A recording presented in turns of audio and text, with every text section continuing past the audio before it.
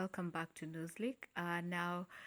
William Osewe, the owner of the famous Ronalo Foods restaurant, has today opened up to nation media and talked about a shooting ordeal that almost left him dead. So what happened is Mr. Osewe confronted his acquaintance, Mboya, who it was suspected was having an affair with Mr. Osewe's wife. And on confronting him, Mr. Mboya shot Mr. Osewe 3 times. And today, Mr. Osewe is happy because the judicial system has acted, and Mr. Mboya on the screen now has been sentenced to 23 years in prison for the same crime. So guys, listen in and hear Mr. Osewe's side of the story as he narrates the ugly ordeal. And if you haven't subscribed, please subscribe. I left my place here at around 2, going to the Garden City Mall. Somebody told me that they had some things there which I would have liked to use for my hotel construction in Osewe. So when I went there, not having been in that route for some time, I saw a lot of development which were coming as I was driving there. Garden Estate, the way I saw it, long time ago, it was not like that. So when I went there, when I was passing there, I said, hey, let me see what the developments which are going on around those areas. Then when I was going, I branched, instead of branching to the right on Thika Road, I branched to the left toward the Roasters Hotel to see what the things which are, the development which have come up in those areas. When I just got to the branch heading to the Garden Estate, I saw a car which was familiar, which belonged to somebody who owed me some money and was not picking my call, was very elusive, I could not get him. And so when I saw him, when I saw the car, and when I looked properly, I saw him walking towards that car. Then I made a turn towards where that car is, and when he saw my car, he walked past his car, and then I told him, look, gentleman, I want to talk to you. I want to stop there, I want to talk to you. Then I went and parked my car next to his.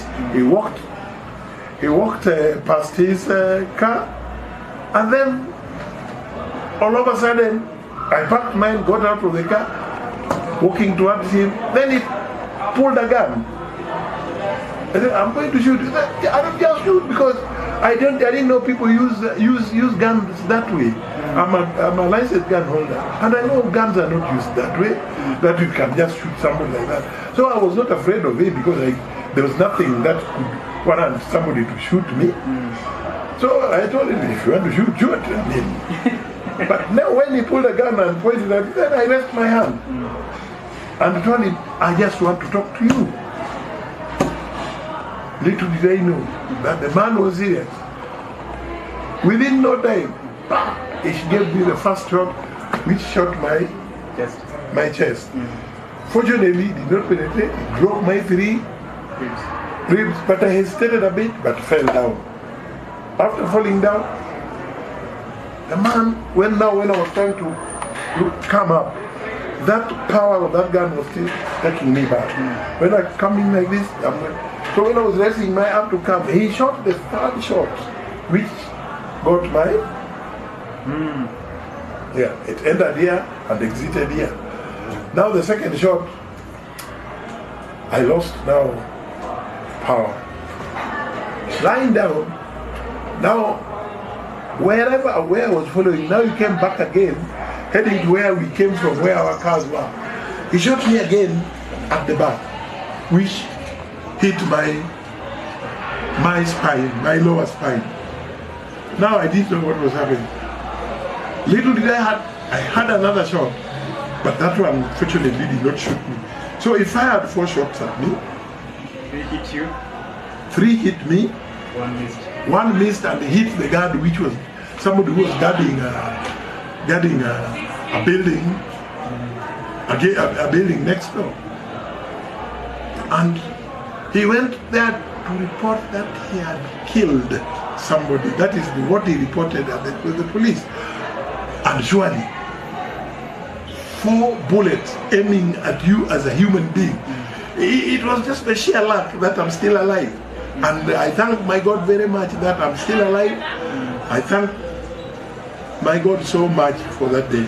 At what point did you regain consciousness? It was just like immediately, because where the bullets hit me and on the chest and the hand and behind, it is somewhere where I cannot lose consciousness, but I was bleeding profusely. Then when I had, after about a minute or so, when I had quietness, like it had gone, now I started shouting to the people around that I needed help. Somebody help me, somebody help me, somebody help me to take me to the hospital. Then when people came is when I realized that I could not even stand up because of the shot I had. I could not even use this hand because it was already broken. But some good Samaritan came and helped me. We went to, they took me to the nearest AAR facility, which was near there. Then gave me some first aid and then called an ambulance which took me to Aga Khan Hospital, where I stayed for 2 months. Yes. My body, it was going through some nerves, cutting those nerves that's going in. And this is the bullet being a hot thing. Where it lodged, it burnt all the nerves which were within that vicinity. No, it's hot. So when it gets there, and you see it gets inside the nerves and the muscles and what have you. So when it was how do I call it? When it was now cooling, where is it cooling? Inside there. So it burnt most of my nerves that which were there. And also, the same day in the evening when the doctors were removing the bullet, they had to cut their way through to the bullet. That is what has ruined my pelvic nerves and muscles and what have you. That's why kiuno downwards I'm kaput. That's why my legs can't walk, and you know. Yeah. Now, my understanding is that you and Mboya were not together. Yeah, he used to be my driver at one time. He used to be my. People are calling him my friend. Yes, I knew him. He was not my close friend, but he was a driver to be hired. So I would hire him at times. He would even take me to my home, rural home. So I would hire his driving services sometimes. Yes. And at one point, were you business? Both of you went. No. We've never been business. But I knew him, but not very closely. But he would do me some errands here and there, and driving services most of the time. So what would you say caused all this bad blood and the leading to the shooting? Just a small debt of 300,000 shillings. Just a small debt of 300,000 shillings. Yes. That is what I know on my side. That I had the issue I had with him. It's only his lawyer who heard him say in court. I don't know whether he got it from him. I don't know where that lawyer got it from. I would also like to know that maybe at the back of my back, maybe the guy was having an affair with my wife, which I don't know. But I just had it in court with the lawyer. So he's the one who was owing you this 300,000? He was owing me. So there's been all this stories about a woman being involved. The woman being involved, I didn't know at that time. But when now the lawyer raised that issue in court, when the lawyer raised that thing in court, I came home and started investigating whatever is happening. Then when I confirmed, I found that those people were, in fact, were together. And even it has broken now even my family. So just to text, tell about all that, more about that. With the wife now, we are still together. How did we come together? When would you yourself share where with this friend of yours? Yeah. So when I realized that, because I went now confronted my wife with what the lawyer raised in court, and doing my investigation, I came to realize that there was something between them, which has now, as it is, we are not ever married. Yes. Now, how has this? It has changed my life terribly.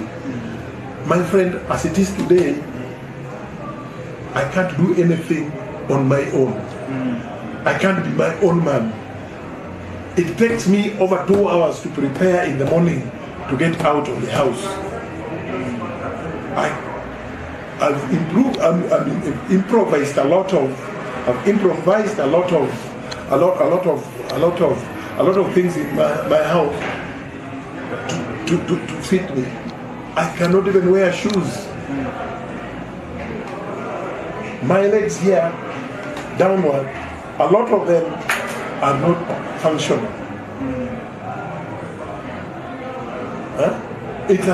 I cannot be alone. I cannot drive a manual car. I have a manual pickup here, which I used to bring which I'm using to bring my commodity, the things I used to do with my restaurant. I cannot drive. I cannot be in the house alone. I cannot do simple things that people are doing to themselves. So I'm so dependent on other people so much. Economically, it has also interfered with me. My friend, I was doing good business, I was doing good investment. I got myself some loans and what have you. And lying in a hospital for 2 months and lying in the bed for 3 years without work, my friend, and you have a loan to service, it has really messed my life. It has really messed my life. My productivity has gone to almost 30% of what I'm capable of doing. You know, 90 to 95% of my work style is manual. And if it's manual and you're physically challenged, I mean, you are done. Yeah, but I'm trying to pick up my pieces slowly. I can imagine when you're in hospital and then the doctor tells you that given the most important thing in life is acceptance. Accepting the situation you are. Living in denial will not help you.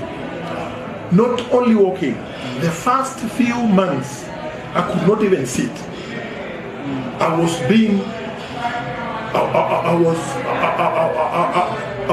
taught how to sit like the way you can teach a baby how to sit. I would fall like this. So, even up to date, I don't have balance. I cannot walk in an open place without anything to touch. I cannot walk. You know, I cannot. I cannot walk without crutches. So I came all the way from being taught how to sit, how to walk. I was in a wheelchair the first 1.5 years. I was in a wheelchair. Huh? Yes. So, but you still go to hospital. You can even see how he was referring to me in court, that this is an animal.